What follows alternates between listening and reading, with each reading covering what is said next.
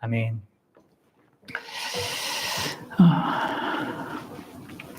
우리는 종종 삶 속에서 억울한 일들을 당할 때가 있습니다. 나의 의도와 달리 나의 말이 그 상대에게 잘못 전달되는 그런 때도 있고, 또 나의 행동이 또 잘못 이해되는 그런 때들도 있습니다. 그래서 이런저런 억울함들을 경험하죠. 이런 일들이 가족과 같이 가까운 사람들 사이에서도 일어납니다. 아주 그로 인한 어떤 사소한 오해에서부터 그리고 한 회사나 또 단체 혹은 나라의 그런 명운이 흥망이 결정될 정도로 아주 그 결정적인 그런 문제까지 우리 삶에는 이러한 오해로 말미암는 여러 억울한 일들, 또 큰 문제들이 참 많이 있는 것 같습니다. 신자라고 해서 이러한 현실로부터 연결되지 않죠. 우리는 악과 고통의 현실을 살아가고요. 그리고 그 안에 일반 사람들이 겪는 모든 것들을 다 경험하게 되어 있습니다. 하지만 이제 그냥 경험하는 그것만 다가 아니라 이제 그러한 현실이 있다는 것과 그 현실조차도 하나님이 다스린다는 것, 또 그리고 그 안에서 또 우리가 어떻게 행해야 되는지 하나님께서 또 알려주시는 것 속에서 살아가는 또 특별한 어떤 점도 있는 것이죠. 우리가 이러한 어떤 의미에서 우리에 대한 오해들, 또 왜곡된 어떤 견해들, 생각들로 인하여서 여러 피해도 경험하고 이렇게 되는데요. 최근에 우리가 또 주일날 거짓말하지 말라 이러한 명령도에 대해서도 같이 이렇게 배우지 않았습니까? 참 오늘 우리가 함께 살피는 이 시는 이제 우리가 거짓말하지 않고 살아가는 그 삶을 사는 것과 더불어서 우리가 그것을 당할 때, 특별히 이제 어떤 거짓과 왜곡된 비난으로 인하여서 우리가 많은 어떤 오해와 손해를 보게 될 때 좀 어떻게 우리가 대처해야 하고 또 반응해야 하는가, 이 측면을 좀 보게 해주는 그런 말씀인 것 같습니다. 내가 하지 않은 어떤 말이나 어떤 일에 대해서 우리가 비난을 받는 그런 일들도 있게 되죠. 그런 경험들이 있으신지 모르겠는데요. 근데 요셉을 한번 생각해 보십시오.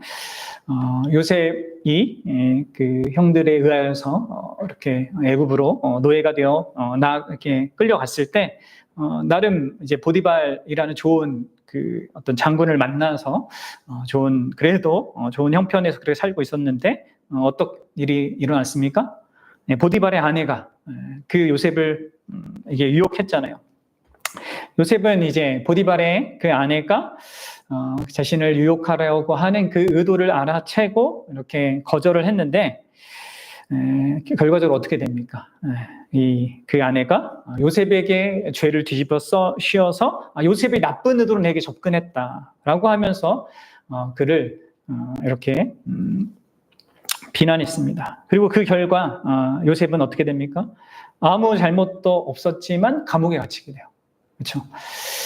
우리는 이렇게 요셉과 같은 그런 형편에 종종 처하는 그런 경우도 마주하게 됩니다. 오늘 이 시편의 주인공인 다윗도 바로 그런 상황에 놓여져 있었습니다.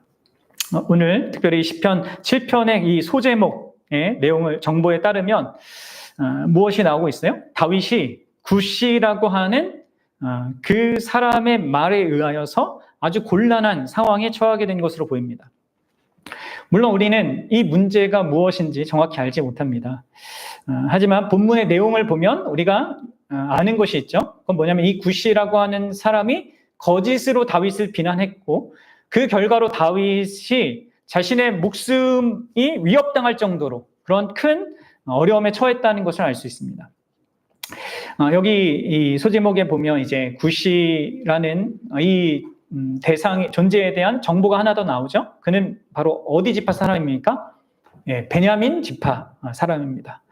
우리가 사사기를 방금 끝나고 이제 끝 부분에 이제 베냐민 지파에 대한 것도 봤는데, 어쨌든 여러분 이 굿시는 초대 왕 사울, 지금 사실 다윗의 인생의 초반에 가장 자신의 삶이 힘들게 했던 그 대상인 사울 왕이 속한 바로 그 지파란 말이에요. 베냐민 지파. 사울은 다윗을 몹시 질투했고 싫어했습니다. 그렇죠? 그리고 여러 번 그를 죽이고자 했어요. 다윗을 향한 그 사울의 미움이 또 질투가 자라가고 계속 증가하면서 이 사울은 이제 사무엘상을 보면 자기 지파 사람들인 이 베냐민 지파 사람들에게 다윗에 대한 이 증오심을 함께 가질 것을 이렇게 적극적으로 요구까지 하거든요. 그래서 아주 오랫동안 이 베냐민 지파 사람들은 다윗에 대하여서 이 악감정을 가졌던 것으로 보입니다. 그래서 이후에 보면 다윗이 자신의 아들 압살롬에 의하여서 배반당했을 때, 이제 그때는 더 결정적으로 이제 다윗이 힘들었을 때죠. 이제 자기의 아들에게 사랑하던 아들에게 이제 공격을 당하고 배반당했으니까 그때 가장 힘들 그때 시므이라고 하는 사람이 이제 다윗이 이제 도망을 가거든요. 그때 시므이라고 하는 그 베냐민 사람이 바로 다윗을 향하여서 저주를 퍼붓는 일이 있었단 말이에요. 그게 이제 사무엘하 16장에 나와요.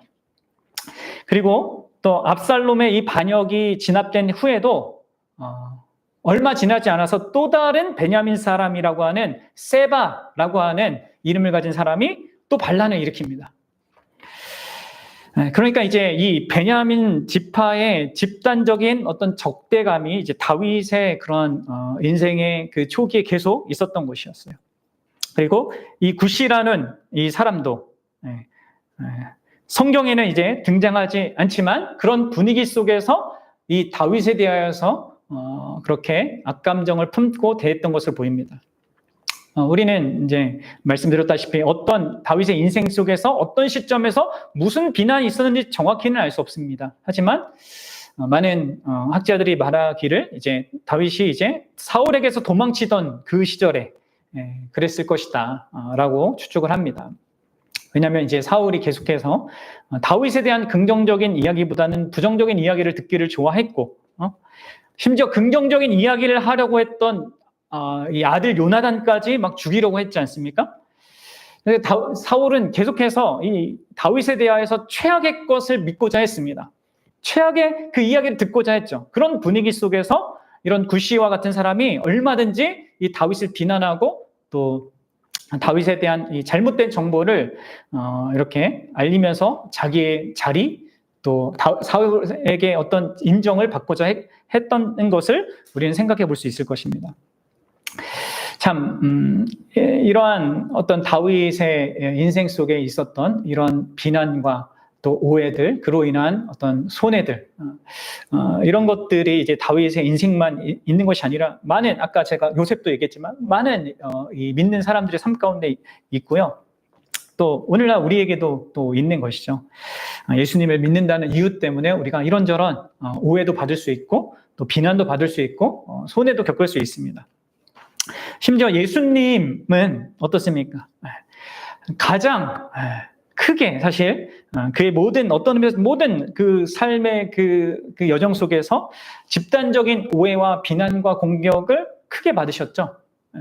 이스라엘 종교 지도자를 통하여서 아주 교활하게 예수님을 시기하고 질투하고 여러 말로 그분에 대한 온갖 왜곡된 말들을 우리가 지금 요한복음을 배우고 있는데 거기에서도 이제 막 얘기하는 10장에서도 귀신 들렸다 막 하면서 막 이런 이야기를 한단 말이에요.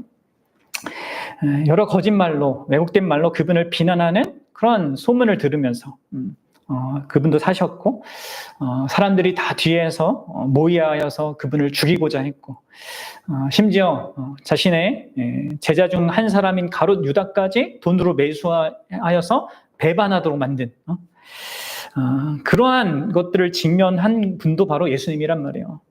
그리고 예수님은 바로 그런 시절마다 바로 이 시편 그런 것들이 강하게 자신에게 다가올 때마다 힘들 때마다 아마 이 시편을 기도하셨을 거예요. 우리도 이제 이 시편을 주목하고 또 우리가 억울한 일을 당했을 때 또 그걸로 인하여서 큰 손해를 당하게 될 때 특별히 거짓된 비난에 의하여서 그러한 것들을 직면하게 될 때 여러분 우리가 이 시편을 기억하는 게 우리에게 큰 힘이 될 거고 위로가 될 거고 또 답이 될 겁니다. 여러분들은 어떻습니까? 혹시 여러분들이 이러한 거짓된 비난, 또 왜곡된 오해에 직면하게 될 때 여러분들은 보통 어떤 모습을 취합니까? 이렇게 다윗처럼 하나님께 나아갑니까? 아니면 보통 사람들이 선택하는 그 행동을 합니까? 보통 사람들은 두 가지 중 하나를 선택합니다. 하나는 당한 만큼 갚아주는 것입니다. 그렇죠? 너가 나한테 이렇게 했어? 그러면 나도 그런 방식으로 똑같이 그렇게 한다 하면서 이렇게 반응할 수 있겠죠. 하지만 그렇게 하는 것은 우리가 우리를 공격하고 우리를 왜곡하고 하는 악한 의도를 가진 그 자들의 수준으로 자신을 끌어내리는 것과 다름없습니다. 그것은 올바른 선택이 아니죠. 또 다른 하나는 어떤 의미에서 우리가 나 자신의 결백, 이것을 증명하고자 이런저런 노력을 해볼 수 있을 것입니다. 그런 식으로 스스로를 보호할 수 있는 것이죠. 이것은 나쁜 것은 아닙니다. 하지만 때론 그런 우리의 어떤 이 정당한 반응들, 행동들이 오해를 더 크게 이렇게 일으킬 수도 있습니다. 마치 불난 집에 부채질하는 경우가 되어 버리는 것이죠.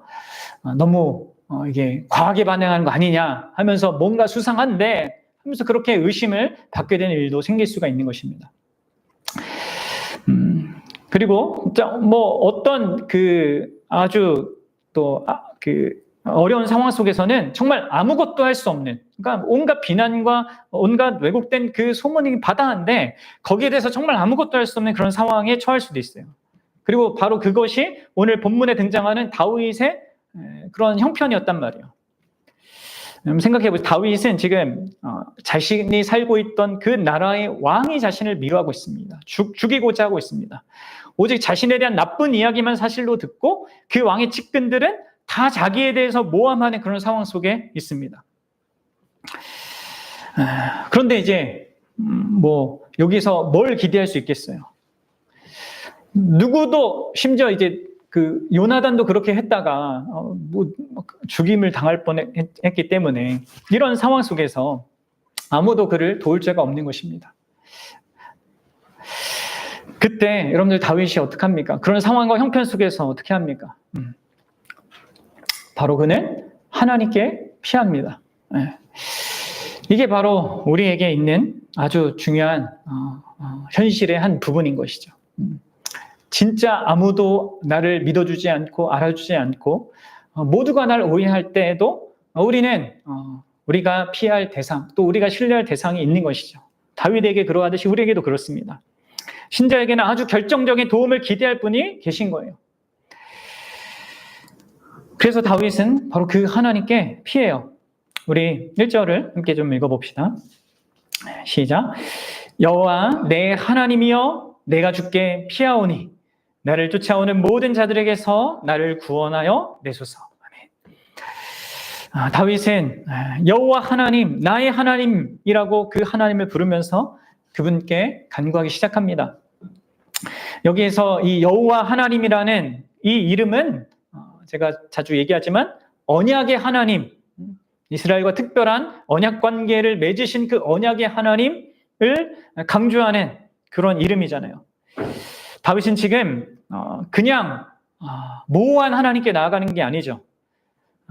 이스라엘과 또 자기 백성과 언약 관계를 맺고 계실 뿐만 아니라 각 사람에게도 그렇게 하시는 분이라는 것을 알고 나의 하나님이라고 부르면서 그 하나님께 나와 도움을 구하고 있습니다.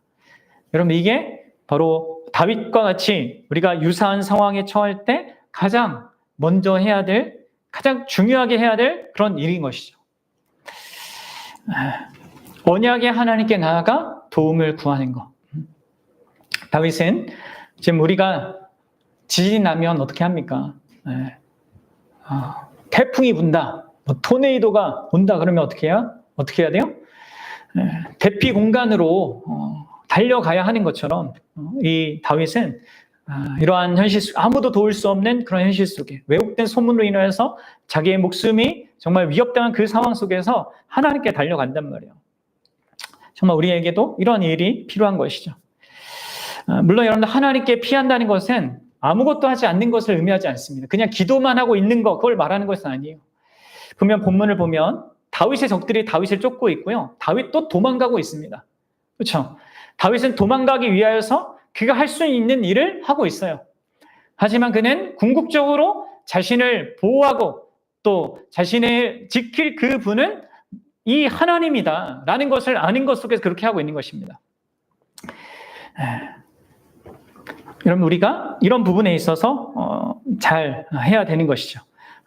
그냥 내가 할 일을 하지 않고 하는 어떤 것이 아니라 내가 해야 될 일을 하는 것 속에서, 그러나 궁극적으로 최종적으로 결정적인 그 모든 구원과 이 모든 것에 대한 해결을 하나님께 두는 것, 하나님을 의지하는 것, 이것이 우리의 방식이어야 됩니다. 우리가 할 수 있다면 이렇게 다윗처럼 심각한 그런 상태가 아니라면 우리가 스스로 결백을 입증할 수도 있고 할 수 있는 것을 해야겠죠. 그러나 여러분, 그것조차도 우리의 궁극적으로 우리의 소망을 두는 어떤 행위로 생각하면 안 되는 거예요. 언제나 하나님께 우리가 소망을 두어야 합니다. 그렇지 않으면 우리는 이러한 현실 속에서 두 가지 방식으로 이러한 현실을 대처할 수밖에 없어요. 하나는 낙담하는 것이죠. 그리고 다른 하나는 지나치게 또 갚는 것, 이런 방식으로 반응할 수밖에 없습니다. 왜 낙담합니까? 변치 않는 그 불의하고 억울한 현실에 의하여서, 안 바뀔 것 같은 그 현실에 의하여서 낙담하고 자포자기할 수밖에 없는 것이죠. 거짓된 비난이 또 그것에 대해서 내가 아무것도 할 수 없을 때 그것이 우리를 삼켜버리게 되는 겁니다. 아니면 우리는 또 다른 극단으로 지나치게 극도로 반응할 수 있는 것이죠. 이러한 것에 대하여서 우리가 지난 사사기에서 마무리 그 내용을 보면서 이스라엘 11지파가 베냐민 지파의 악을 응징한다고 해서 어떻게 그들이 반응했는지 보지 않았습니까? 전쟁의 대상들만이 아니라 베냐민 지파 전부를 학살하는 이 심각한 대사륙을 저질렀단 말이에요. 우리가 이러한 공격에 대해서 우리의 분노로 내가 정의롭게 뭔가 반응하겠다, 그것이 또 그렇게 안 된단 말이에요. 우리는 한 대 맞으면 두 대 때리고 싶은 이러한 이 중심이 있기 때문에 이런 부분에 있어서 우리는 하나님께 어떤 궁극의 소망을 둬야 합니다. 그래야지만 이런 측면에서 내가 절망하거나 아니면 지나친 보복에 어떤 나의 분노에 휩싸이는 이런 양극단으로부터 우리를 지킬 수 있게 되는 것이죠. 하나님 때문에 그럴 수 있는 것입니다. 근데 여러분들, 우리가 여기서 정말 생각해 봐야 될 것은요, 다윗이 이러한 형편 속에서 아무도 도울 대상이 없는 그런 것 속에서 하나님을 찾았지만, 다윗은 위험에 닥칠 때만 하나님을 찾는 식으로 하나님을 이용하지 않았어요. 그가 가장 절박한 순간에 그 하나님을 찾았지만, 그는 그에 앞서서 자신의 삶의 일상에서 사실 하나님과 함께 하나님 앞에서 살아갔습니다. 그래서 그 내용이 이제 3절부터 5절에 나오는 거예요. 우리 좀 한번 읽어봅시다. 시작. 여호와 내 하나님이여, 내가 이런 일을 행하였거나 내 손에 죄악이 있거나 화친한 자를 악으로 갚았거나 내 대적에게서 까닭없이 빼앗았거든 원수가 나의 영혼을 쫓아잡아 내 생명을 땅에 짓밟게 하고 내 영광을 먼지 속에 살게 하소서. 아멘. 지금 다윗은요, 그저 이제 힘들 때만 하나님을 찾는 것이 아니라 자기 삶의 현실에서 이 자기에게 있는 생명과 자기에 허락된 영광, 이제 하나님으로부터 이제 왕이 되겠다는 그 약속도 받았고, 그런 어떤 하나님이 주신 하나님 백성으로서의 그 영광도 그렇고, 이러한 모든 것이 하나님께 달려 있음을, 하나님의 주권에 달려 있음을 알고 있습니다. 다윗은 공의로운 하나님께서 죄를 범한 자에 대해서 반드시 징계하거나 심판하는 분이라는 것을 알았어요. 그래서 그 생명이든 영광이든 옳지 않은 것에 대해서 땅에 짓밟히도록 하시거나 아니면 먼지 속에 내던져 버릴 수 있는 분이라는 것을 알았다는 것이죠. 옳고 그른 것에 대해서 판단하시고 공의롭게 심판하시는 그런 분이라는 것을 알았습니다. 그리고 다윗은 그 앞에서 살기를 힘썼어요. 그래서 다윗은 굿시가 비난하는 이제 3절부터 사실 5절의 내용이 그 내용입니다. 구체적인 그 내용은 모르지만 어느 정도의 이 비난의 내용들을 우리가 확인하게 되죠. 나는 이런 것에 대해서 결백하다. 그리고 나한테 내 손에 죄의 악이 있거나 나와 하친한 자, 나와 언약한 자를 내가 악으로 갚거나 심지어 나의 대적에게서 까닭 없이 아무 이유 없이 나는 대적을 공격하는 그 일도 하지 않는다라고 하면서 자신의 결백을 하나님 앞에 말한단 말이에요. 그리고 그렇게 말한다는 것은 자기의 삶 속에서 그렇게 사는 삶이 있었다는 걸 얘기하는 것이죠. 그런 가운데 하나님 앞에 사는 삶 가운데 지금 이 다윗이 하나님께 나아가는 겁니다. 그렇죠? 그리고 그런 것 중에서 뭘 하고 있습니까? 바로 다시 한번 자기 자신을 살피고 있어요. 다윗의 이러한 모든 이 하나님께 향하는 이 모든 이 그러한 모습들이 바로 우리가 가져야 될 어떤 모습인 것이죠. 하나님께 우리가 어떻게 나아가, 또 어떻게 살아가고, 어떻게 나아가고, 어떻게 우리가 기도해야 되는가. 지금 다윗은 자기 자신에게 만약 이 굿시가 말하는 이런 종류의 죄들이 있다면 나의 생명과 영광이 나를 찾는 그 원수의 손에 넘어가도 된다고 할 정도로 자신의 무죄에 대하여서 확신을 가지고 있습니다. 물론 어떻게 보면 다윗이 완전한 무죄를 주장하는 것처럼 그렇게 보입니다. 하지만 지금 이 상황은 여러분들 이 법정을 생각해 보면 됩니다. 하나님의 그 심판대 앞에서 그러한 어떤 법정의 상황을 생각하면서 지금 다윗이 하나님께 고백하는 것은요, 자신의 모든 삶에 대한 무죄를 주장하는 게 아니죠. 그럼 피고가 법정에서 무죄를 호소할 때 그가 내가 무죄라는 것이 내 모든 삶에 죄가 없다, 이걸 말하는 것이 아니지 않습니까? 그것은 어떤 특정한 범죄에 대하여서 결백하다고 하는 그런 주장이에요. 바로 다윗이 여기에서 주장하는 것이 바로 그런 것입니다. 저들이 나를 비방하는 그 비난거리에 대해서만큼은 나는 무죄하다. 하나님 앞에서 무죄하다라고 말하고 있는 것이에요. 그리고 이것을 이제 8절에 보면 다윗은 이렇게 또 얘기해요. 나의 의와 나의 성실함을 따라 나를 심판해달라. 그러니까 다윗이 자신을 살필 때 자신에게 있는 어떤 의로움 그리고 자신에게 있는 그 성실함, 이것을 살핀 것입니다. 그리고 그것을 따라서 하나님, 이 부분에 있어서 나를 판단해 주십시오. 나 자신의 마음을 살피고 내 삶을 살핀 결과 내가 친구나 원수에게 이러한 잘못을 저지른 적이 없습니다. 라고 얘기하고 있는 겁니다. 그러니까 완전하다 이런 얘기가 아니라 자기가 처한 이 상황 속에서 이렇게 고소당하고 비난받는 그 내용에 있어서 내가 올바르고 의롭고 성실하다라고 말하고 있는 것이에요. 그렇게 지금 다윗은 하나님께 자신의 그 모습을 하나님 앞에서 살피고 있는 것입니다. 그리고 다윗이 하고 있는 더 중요한 내용이 있어요. 그것은 이제 사실 6절부터 16절까지 전부 모든 내용이 담고 있는 그 핵심입니다. 그것은 바로 다윗이 하나님의 하나님 되심을 주목한다는 거예요. 이게 바로 우리가 거짓 비난으로 또 왜곡된 그런 잘못된 그 소문에 의해서 손해를 볼 그런 상황 속에서, 곤란한 상황 속에 처했을 때 하나님께 나아가 가장 많이 우리가 시간을 들여서 기도하며 바라볼 그런 내용입니다.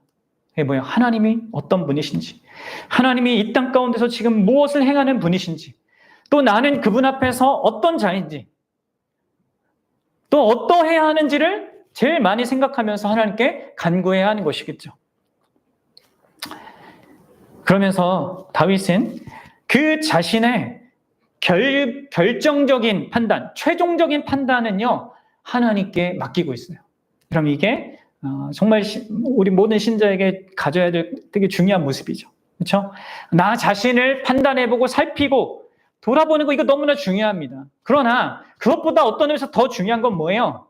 하나님이 나를 어떻게 보시는가, 하나님이 나를 어떻게 살피시는가, 이것이 더 중요하죠. 그래서 다윗은 9절에서 이렇게 얘기합니다. 우리 9절을 함께 읽어봅시다. 시작. 악인의 악을 끊고 의인을 세우소서. 의로우신 하나님이 사람의 마음과 양심을 감찰하시나이다. 아멘. 그렇습니다. 지금 다윗은 자기가 스스로 자신을 살피고 자기에게 있는 의와 성실함을 따라 하나님 나를 판단해 주옵소서라고 말하면서도 결국은 뭐라고 얘기합니까? 하나님, 의로우신 하나님만이 진짜 사람의 마음과 양심을 감찰하십니다. 라고 고백하고 있습니다.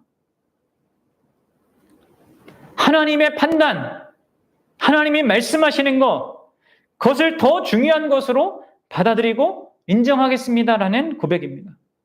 자기의 판단보다, 자기의 생각보다, 자기가 자기를 살피는 것보다 하나님이 어떻게 판단하시는가, 어떻게 생각하시는가, 그분이 나를 어떻게 살피시는가, 이것을 더 중요한 현실이자 진실로 받아들인다는 것을 말하고 있는 거예요. 여러분들 어떻습니까? 여러분들 그렇게 하고 있습니까? 네? 내가 나를 판단하는 것보다 하나님이 나를 판단하는 것, 그걸 가장 결정적이고 중요하고 중요한 현실로, 나에 대한 이해로 내가 받아들이느냐는 거예요. 그럼 보네퍼 목사님이 이렇게 얘기했어요. 한번 잘 들어보세요. 그는, 여기 이제 신자를 얘기해요. 그는 자신의 죄를 전혀 느끼지 못할 때에도 하나님의 말씀이 그를 예수 그리스도 안에서 죄에 있다 선언하고 있음을 알고 있습니다. 또한 자기 자신은 의를 전혀 느낄 수 없더라도 하나님의 말씀이 예수 그리스도 안에서 죄가 없으며 의롭다고 선언하고 있음을 알고 있습니다. 그러므로 그리스도인은 더는 자기 자신을 근거로 살지 아니하고 자신을 정죄하거나 정당화하지 않고 하나님의 심판과 하나님의 의를 기초로 사는 사람입니다. 그는 자신에게 주시는 하나님의 말씀에 근거하여 살되 자신을 죄에 있다 하시든 의롭다 하시든 오직 하나님의 판단에 믿음으로 복종하며 살아갑니다. 여러분들 이렇게 해야 되는 거예요. 우리 신자들이. 그렇습니다. 여러분들 우리가 이렇게 다윗이 이러한 어떤 세 가지의 이러한 어떤 모습으로 하나님 앞에 나아갔듯이 그럼 우리가 이렇게 해야 하는 거예요. 우리도 다윗처럼 우리의 주어진 삶을 진짜 하나님이 최종적으로 우리의 생명과 영광을 규정하는 그런 분이심을 알고 우리의 일상을 먼저 하나님 앞에서 살고자 해야 합니다. 그렇죠? 어려울 때만 도움을 구하러 오는 그런 분, 하나님을 이용하고자 하는 그런 자들이 되어서는 안 되고 우리는 그분 앞에서 그분의 판단을 결국 받아야 될 자라는 것을 알고 그것을 가장 중요한 사실로 알고 그분이 기뻐하시지 않는 일들을 멀리하면서 살아야 합니다. 다른 사람이 어떻게 판단하냐 이것 때문이 아니라 하나님 때문에 그렇게 살아야 되는 것이죠. 네. 그리고 그런 것 속에서 우리가 오해를 받고 또 어떤 비난을 받을 때 그리고 그거에 대해서 내가 아무것도 하고 할 수 없을 때 그때 우리는 하나님께 나와 다윗처럼 기도하면서 자신을 살펴야 합니다. 내가 정말 그런 부분에 있어서 내가 비난받고 있고 오해받고 있는 그 부분에 있어서 내가 혹시나 잘못된 어떤 나도 모르게 그렇게 잘못하고 있는 건 아닌지를 돌아봐야 하는 것이죠. 그리고 만약에 이런 부분에 있어서 여러분들 나를 온전히 살피는데 어려움이 있다. 그러면 가까운 믿음의 동료에게 물어보셔야 합니다. 왜냐하면 때로 이 거짓 비난처럼 느껴지는 것이 사실은 나에 대한 외면하고 싶은 사실일 수도 있거든요. 그렇다면 우리는 만약 그렇다면 비록 아프긴 하지만 그런 진실을 마주해야 되고요. 나의 잘못을 마주하고 기꺼이 그것을 고치고자 해야 되는 거예요. 하나님 앞에 은혜를 구하면서. 그런데 이제 누가 봐도 이제 가까운 모든 사람들이 봐도 이제 결백하다. 그러면 우리 하나님께 맡기고 진짜 걱정할 필요가 없는 그런 마음을 가지면 됩니다. 왜냐하면 하나님이 판단하시니까요. 하나님이 결국은 최종적으로 결정하시니까요. 그래서 여러분들 우리가 여기에서 다시 한번 우리 스스로 우리 자신을 살피는 그것보다 더 중요한 게 뭐라고요? 하나님의 최종 판단. 하나님이 무엇이라고 말씀하시는가? 그것이죠. 여러분 지금 다윗은 이 8절 상반절처럼 여호와가 만민에게 심판을 행하는 분이시다 하는 것을 또 이렇게 말하고 있습니다. 주목하고 있습니다. 그리고 9절 하반절처럼 또 이렇게 얘기해요. 의로우신 하나님이 사람의 마음과 양심을 감찰하신다. 이런 하나님의 정말 최종적이고 궁극적인 이 판단, 또 그분이 진짜 어떤 외형만 판단하시는 것이 아니라 그 마음의 중심까지 판단하시는 분이라는 것, 그것을 바라보고 있어요. 그리고 그런 판단과 그분의 어떠함을 근거로, 그분의 일하심을 근거로 그는 자신의 현실, 일어나고 있는 모든 상황들, 그들의 판단, 이런 것들을 다시금 보고 있는 것이죠. 그러면서 다윗은 이제 10절과 11절에서 하나님에 대한 가장 중요한 그 어떠하심, 그분의 일하심에 주목해요. 우리 10절과 11절 함께 읽어보겠습니다. 10절, 11절 시작. 나의 방패는 마음이 정직한 자를 구원하시는 하나님에게 있도다. 하나님은 의로우신 재판장이심이여 매일 분노하시는 하나님이시로다. 아멘. 지금 다윗은 하나님이 이러한 분위기에 하나님이 마음이 정직한 자, 그들을 구원하시는 그런 하나님이기에 또 내가 그러한 자로서 하나님 앞에 서 있기 때문에 그분이 나의 방패가 되신다. 나는 하나님의 보호 아래서 언제나 안전하다, 이렇게 선언하고 있습니다. 그런데 여기서 마음이 정직하다는 게 뭡니까? 그거예요. 아까 말씀드렸다시피 내가 내 자신을 살피기 위해 힘쓰지만 그러나 궁극적인 판단은 하나님께 맡기는 사람, 하나님의 판단을 나의 어떠한 것으로, 내가 나를 규정하는 그것으로 판단할 수 있는 그런 정직한 사람, 그런 사람을요 하나님이 보호하십니다. 지키십니다. 구원하십니다. 그리고 그 정직한 자를 구원하신 그 하나님이요 또한 의로운 재판장으로 매일 분노하시는 분이라는 것도 바라보고 있어요. 여러분, 이게 무슨 말일까요? 하나님이 매일 분노한다? 여러분 어떻습니까? 여러분, 하나님이 분노하는 분이라는 걸 아세요? 하나님이 죄에 대하여서 이 하나님의 진노를 보이신다는 걸 아십니까? 우리가 신약에 오면 사도 바울의 그 이야기를 통해서 더 명확해지죠? 하나님의 진노가 하늘로부터 불의를 쫓는 자들에게 있다. 로마서 1장에서 말하고 있지 않습니까? 근데 다윗은 이러한 하나님의 되심을 어떻게 알았을까요? 아마도 이 시편이 성전에서 부른 노래였기 때문에 바로 그 성전에서 행해지던 뭐가 있어요? 매일의 제사가 있습니다. 그 제사를 통하여서 매일 짐승들이 피를 흘리고 각이 띄어지고 하나님의 불로 태워지는 그러한 제사 제도를 통하여서 다윗은 알았겠죠. 하나님께서 매일 죄에 대해서 진노하시는, 매일 죄에 대해서 심판하신다는 것, 매일 분노하시는 그런 하나님이라는 것을 알았을 것입니다. 그리고 뿐만 아니라 이제 12절과 16절, 이제 우리가 그것을 좀 한꺼번에 통째로 보겠는데요. 이것은 이제 다윗의 삶 속에서, 그리고 다윗의 인생과 아니면 이스라엘의 그 역사 속에서 경험적으로 확인하게 된 어떤 이 사실들, 이것 속에서 아는 그 현실입니다. 뭐예요? 악인들이 자신의 악으로 말미암아 망하는 것, 이런 일들을 하나님께서 계속 행하시거든요. 역사 가운데서. 한번 보십시다. 우리 12절부터 16절 다시 한번 읽어볼게요. 시작. 사람이 회개하지 아니하면 그가 그의 칼을 가시며 그의 활을 이미 당겨 예비하셨도다. 죽일 도구를 또한 예비하시며 그가 만든 화살은 불화살들이로다. 악인이 죄악을 낳으며 재앙을 베어 거짓을 낳았도다. 그가 웅덩이를 파 만드며 재가 만든 함정에 빠졌도다. 그가 재앙은 자기 머리로 돌아가고 그의 포악은 자기 정수리에 내리로다. 이렇게 지금 다윗은 이러한 세상의 현실이 있는 것을 또한 보는 겁니다. 이 제사를 통하여서 하나님이 죄에 대해서 심판하는 이것도 보지만 이 땅에는 분명 죄인이 범한 그 죄에 대해서 하나님이 갚으시는 일들을 행하시는 일들이 있단 말이에요. 그래서 여러분들 우리의 그 어떤 종교에서도 이 인과 응모라고 하는 그런 것들을 말하고 그것에 의하여서 사람들로 하여금 이게 이렇게 잘못하면 이렇게 벌받아, 이런 것들이 논리가 왜 통합니까? 하나님이 진짜 그거에 대해서 그런 원리로 이 세상을 다스리기 때문이란 말이에요. 물론 그것이 즉 하나님이 우리가 죄를 범한 것에 대한 아주 그러한 이 최종적인 그런 대가로서 주는 것은 아닙니다.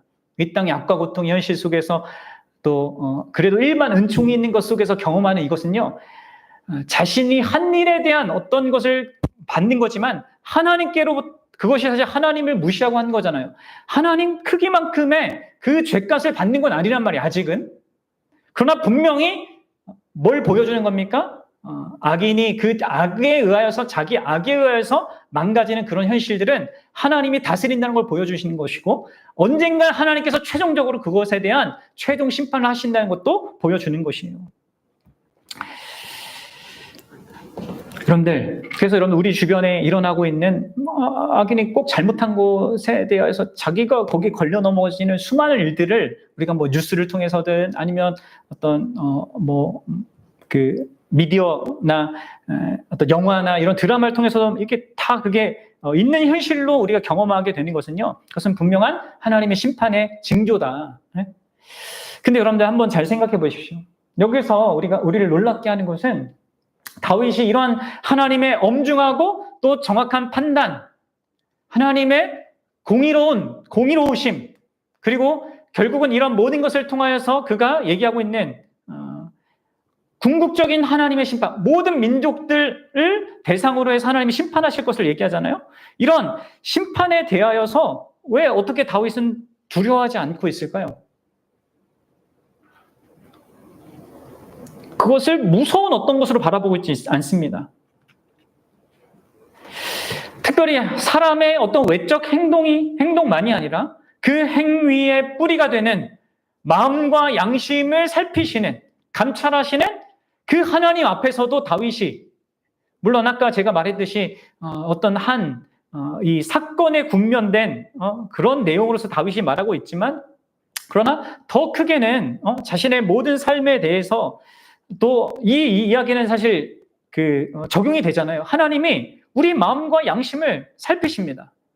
다윗은 이 한 사건과 이 한 형편에서는 정당할 수 있지만 궁극적으로 모든 자기의 삶에 대해서는 하나님 앞에서 당당할 수 없잖아요. 그런데도 불구하고 다윗은요, 어떤 의미에서 아주 자신감을 가지고 이 엄중하고 큰 심판 앞에서 자신의 그러한 안심, 안전함, 이것을 고백하고 있어요.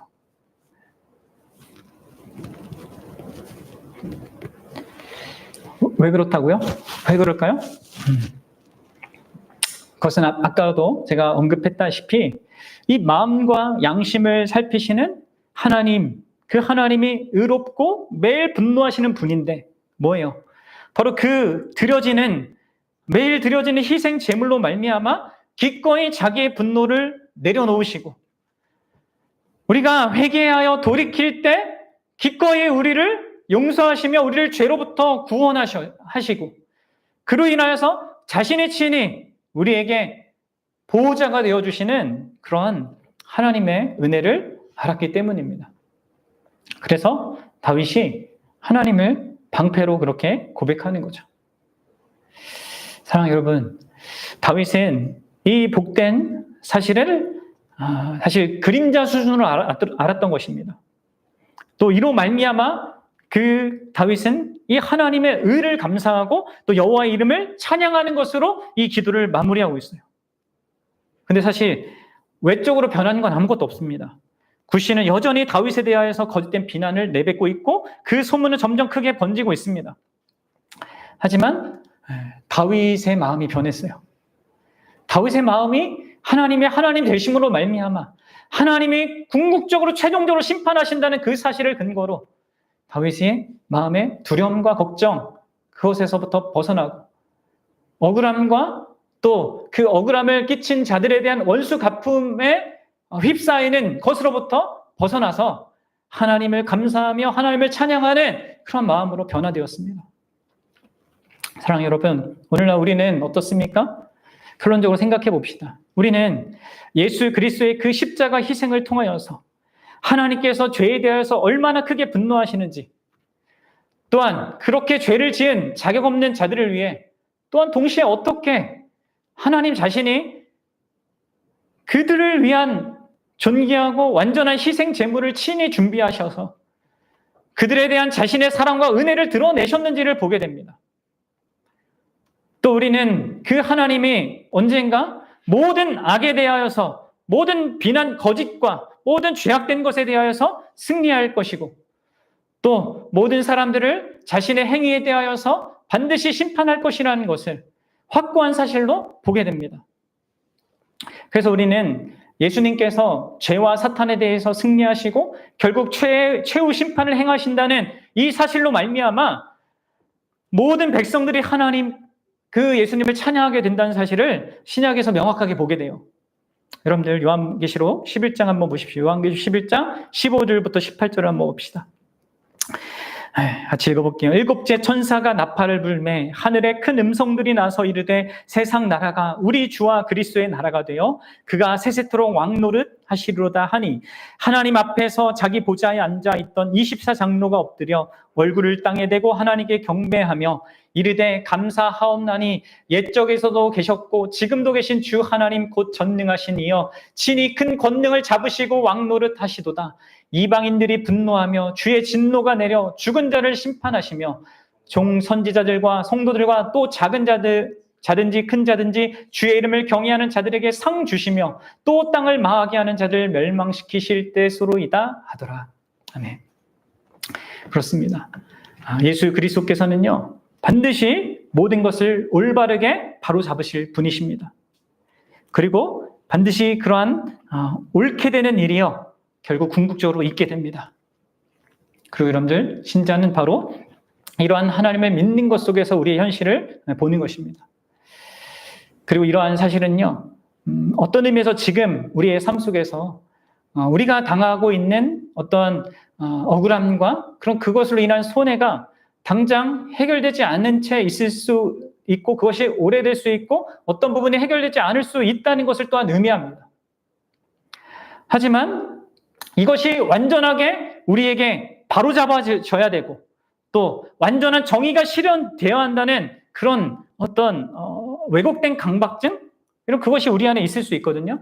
근데 여러분들 그 부분에 있어서 우리를 자유케 하는 게 여러분 마지막 예수 그리스도의 심판이에요. 결국 올바르게 행동한 자들에 대하여서 하나님이 분명하게 인정하고 또 악한 일을 행한 자들에 대해서 반드시 그분께서 형벌을 하신다는 것을 분명하게 얘기하거든요. 그것이 당장이 아니지만 우리의 삶의 끝에 반드시 있습니다. 그래서 여러분 당장 여기에서 우리가 완전한 것을 추구할 이유는 없는 거예요. 또 그것이 완전하게 이루어질 수 없음을 또한 우리는 이해해야 합니다. 그리고 그러한 것들을 이해할 때 그러면서도 분명히 하나님께서 그 모든 일에서 완전하고 공의롭게 그것을 판단한다는 것을 알 때 여러분들 우리 어떤 의미에서는 잘 생각해보고 이걸 깊이 묵상하면요 여러분 우리가 사실 어떤 의미에서 이 땅에서 억울해야 할 일이 결코 없는 것입니다. 왜요? 반드시 하나님이 행한 대로 갚거든요. 여러분 그래서 성경은 우리가 원수를 갚을 이유가 없다고 말하는 거예요. 억울함과 복수의 마음에 지배당할 이유가 없다고 합니다. 오히려 신약에 오면 어떻게 돼요? 자신을 저주하는 자를 오히려 축복할 수 있는 되갚을 것이 아니라 축복할 수 있는 자들로 우리를 부르지 않습니까? 왜냐하면 우리는 더 생생한 이 놀라운 하나님의 은혜를 경험했거든요. 다윗이 매일 분노하는 하나님인데 그 분노하는 하나님께 은혜를 받은 자로서 자기를 알았다면 원수였던 우리가 하나님께 사랑을 받는 놀라운 사랑을 받는 자가 되었기 때문에 우리는 손해볼 일이 사실 아무것도 없습니다.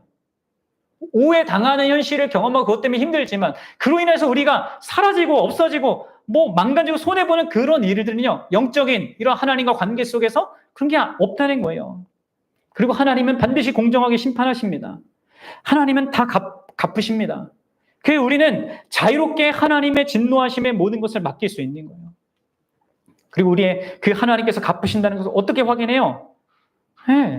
십자가에서 우리는 죄가 반드시 심판받는 것을 확실히 보기 때문입니다.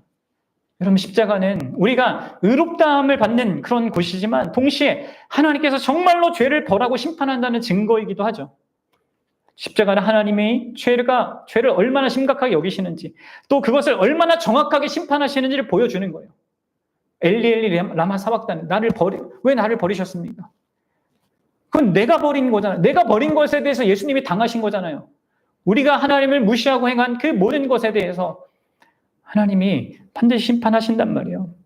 근데 그거에 대해서 우리를 그분이 건져내시고 예? 우리가 그 심판을 받는 대상이 아니라 오히려 사랑받는 대상으로 우리를 바꾸셨단 말이에요. 그리스도의 죽음과 부활은요. 그래서 우리로 하여금 어떤 의미에서 이 시편에서 다윗이 하나님께 대해서 고백했던 그 고백을 더 뛰어넘게 하죠. 원수에 대한 우리의 태도, 나에게 왜곡된 말을 하고 그로 인해서 나에게 피해를 준 자들에 대한 우리의 태도조차도 함께 바뀌게 만듭니다. 모르겠어요. 다윗이 그것에 대해서 그런 마음을 이제 이후에 가졌는지 우리는 알지 못하지만 우리 신약에서는 예수 그리스도의 그 은혜로 말미암아 그런 중심까지 하나님이 요구하시고요. 우리가 그럴 수 있는 것이죠. 우리는요.